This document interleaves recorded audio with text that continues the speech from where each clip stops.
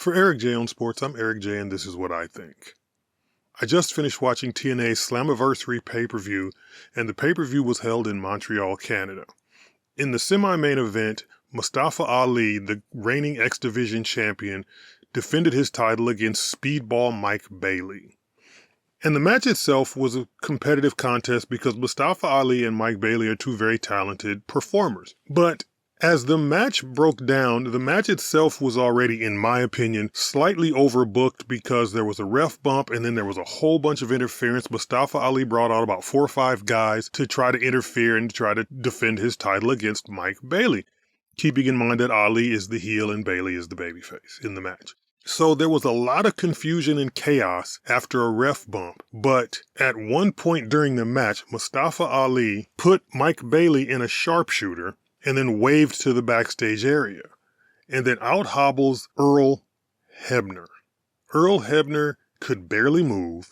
He walked down to the ring with a scowl on his face, mean-mugging all the fans, and he climbed into the ring, and he starts asking Mike Bailey, keeping in mind Earl Hebner has a referee shirt on, he starts asking Mike Bailey if Bailey wanted to give up. And he thought about it, and he thought about, and he thought about ringing the bell whether Bailey gave up or not, but he decided not to. So Mustafa Ali released the hold, confronted Hebner, and through the course of events, Bailey ends up putting Ali in the sharpshooter. Now Hebner starts asking Ali if he wants to submit, and he doesn't just ring the bell. He waits, and Ali eventually submits, and Hebner rings the bell, and Mike Bailey is the new X Division champion. Now, the commentators for the pay-per-view start lauding the fact that Earl Hebner has finally redeemed himself in Montreal. He's finally exorcised the ghosts of the original Montreal Screwjob. Earl Hebner has finally made things right with the world by doing the right thing in Montreal years after the original pay-per-view event. And my thought on that is this. I'm glad he did it. And I hope this means that the Montreal Screwjob and every variation thereof can be put to bed. It's time for the Montreal Screwjob to die. As a story, as a historical event, it's necessary to tell the story of professional wrestling. It's necessary. You cannot talk about professional wrestling unless you talk about the Montreal Screwjob. You cannot talk about professional wrestling unless you talk about the night that Eric Bischoff gave away the results of Mick Foley winning the world title and then everybody changing the channel to watch Raw to see it happen. You cannot tell the story of professional wrestling without the finger poke of doom with Kevin Nash and Hulk Hogan. But it's time to let all of these things die a peaceful death and rest in peace. Every time somebody decides to do a match, in Montreal, there's going to be reference made to this match in the match because somebody's going to be put into a hold and somebody's going to ring the bell before the person submits. And I personally am tired of Montreal Screwjob finishes.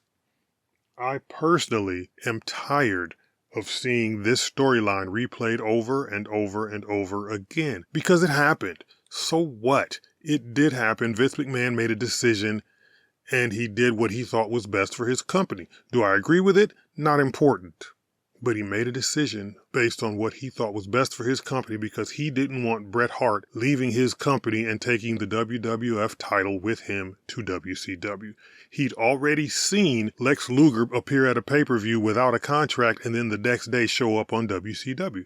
He'd already seen Randy Savage no-show an event for WWF only to show up that night on WCW. He'd already seen Medusa have her contract expire while she was still champion and then take the WWF Women's title to WCW and dump the belt in the trash can. Vince McMahon made a decision that he thought was best for his company because in his heart of hearts, he didn't really trust Bret Hart or Eric Bischoff to do the right thing, even though Bret said he would drop the belt, he would surrender the belt or forfeit the title on the Raw after the Survivor Series pay-per-view. Vince didn't believe it, so he made a decision. Okay. Do we have to redo this storyline over and over again until the ends of time? Do we think it's so funny and so entertaining that we have to keep doing Montreal Screwjob finishes? No. So, am I glad that Earl Hebner did what he did? Sure, if in his heart of hearts he feels like he redeemed himself for the original by doing the right thing in Montreal, okay, that's fine. But do we need to do it again ever again? Absolutely not. It's time for that thing to be put to bed. It's time for that thing to be put out to pasture. Shoot the horse already. It's time for it to go. Remember to like and share this video and subscribe to this channel, and visit the Eric J on Sports website, and follow me on Facebook at Eric J on Sports 1 and on Instagram and Twitter at Eric J on Sports. And for Eric J on Sports, I'm Eric J, and this is what I think.